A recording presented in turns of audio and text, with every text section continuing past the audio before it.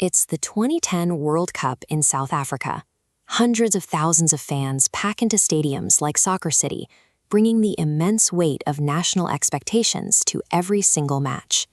Against elite national teams, an attacker faces a rigid structure. These squads organize into tight, synchronized lines that shift as a single unit, prioritizing defensive shape to physically block every traditional route to the goal. This level of organization creates grueling stalemates. Teams can batter away for over 90 minutes without a breakthrough, matching the exhausting tension of the US versus Algeria fixture or the deadlocked final between Spain and the Netherlands. Defeating these blocks is a geometric exercise. Success depends on identifying a gap and moving the ball into it before the defensive shift can close the door. While fans naturally focus on the strikers, the strategy originates with the architects. They provide the vision necessary to navigate these defensive nets. Look at this 3D overlay of the pitch. While most observers see a static field of players, elite playmakers see a malleable grid. They constantly scan the turf for potential corridors and temporary vacuums. To understand how the most iconic moments of the 2010 tournament happened, you have to retrain your eyes. You have to watch the empty grass, not the ball. Germany arrived in South Africa ready to exploit every inch of exposed turf. They specialized in using an opponent's aggressive positioning against them. This schematic highlights the vulnerability of a high line. When a defensive block pushes forward toward the halfway line to press the attack, they leave a massive, unprotected vacuum behind their last man. Mesut Özil identified this exact vacuum against England.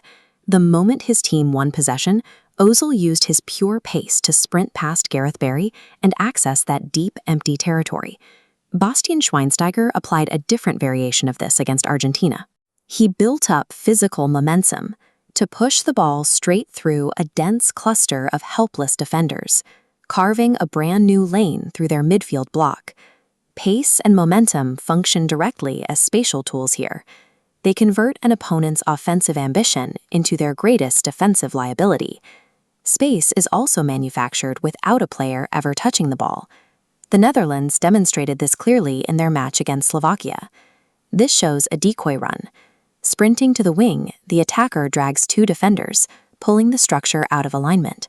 Robin van Persie executed exactly this. His off-ball sprint opened a central corridor for Arjen Robben to take his signature shot. Uruguay's Edison Cavani found a similar lane against South Korea. Following a swift turnover in the midfield, his teammates dragged defenders away from the center, giving Cavani a clear path to the finish. The smartest architects on the pitch treat their teammates as instruments. They orchestrate movement to force the opposition to guard the wrong territory.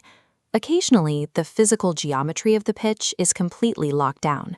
In those moments, teams like Brazil in their quarterfinal against the Netherlands have to exploit mental space. Defenders rely heavily on pattern recognition. When an entire backline anticipates a standard play, like a crossing pass into the box, they mentally close off those specific expected routes, falling into an expectation trap. From the goalkeeper's perspective, the defense expects a cross, building a mental wall guarding the center.